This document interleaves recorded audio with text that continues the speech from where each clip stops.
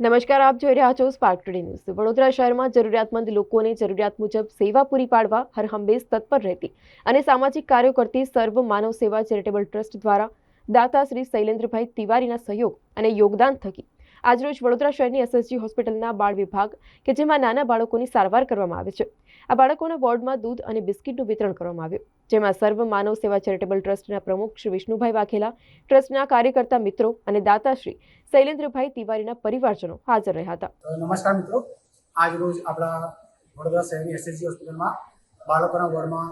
દૂધ અને બિસ્કિટનું વિતરણનું આયોજન કરવામાં આવ્યું હતું અને આ આયોજનમાં આપણા મુખ્ય દાતાશ્રી